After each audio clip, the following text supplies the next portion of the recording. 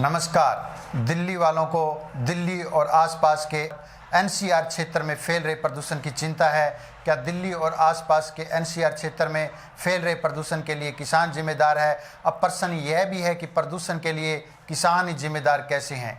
जैसे ही कनक और धान की फसल की कटाई का सीजन शुरू होता है, किसान निशाने पर आ जाता है कि किसान के खेतों से प्रदूषण आ रहा है। लेकिन अब लॉकडाउन के दौरान स्थिति पूरी तरह से स्पष्ट हो गई है कि किसान प्रदूषण फैलाने के लिए जिम्मेदार नहीं है।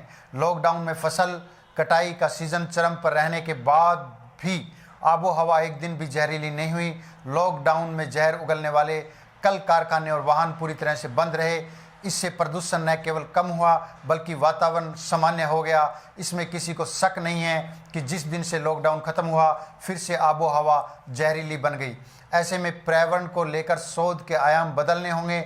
अमूमन हर साल जब भी प्रदूषण का स्तर बढ़ता है तो इसका दोष किसानों के सिर पर यह कहकर मर दिया जाता है कि वे फसलों के अवशेष जलाते हैं जिसकी वजह से प्रदूषण बढ़ता है, जबकि ज़मीनी हकीकत यह है कि साल भर प्रदूषण का प्याला वाहनों और कल कारखानों से निकलने वाली जहरीली गैसों की वजह से गले तक भरा रहता है।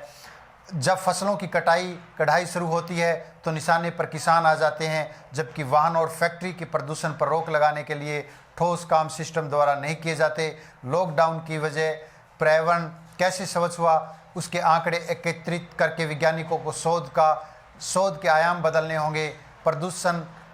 पर्यावरण में प्रदूषण फैलने के लिए जो कारक ज़्यादा जिम्मेदार हैं उनका अध्ययन करवाया जाना जरूरी है। वैसे तो दिल्ली और इसके आसपास प्रदूषण कभी कम नहीं होता। जैसे जैसे सर्दी बढ़ती और धुआं ऊपर नहीं जाता तो प्रदूषण और अधिक बढ़ जाता है। जब से प्रदूषण बढ़ने लगा है तब से तरह तरह के एयर प्यूरीफायर बाजार में आ गए हैं।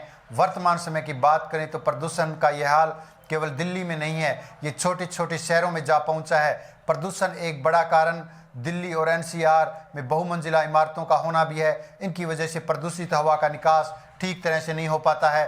2 दशक पहले तक दिल्ली की चारों ओर हरियाली थी, वहाँ बहुत बड़ी बड़ी इमारतें नज़र आ रही है, दूर दूर तक खेत नहीं दिखते।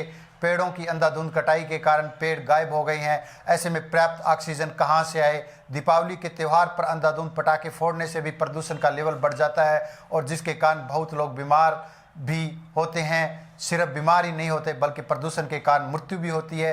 जहाँ तक किसानों की पराली आदि की बात है, यदि इसकी कोई उचित व्यवस्था कर दी जाए तो किसान को पराली जलाने की आवश्यकता ही नहीं पड़ेगी।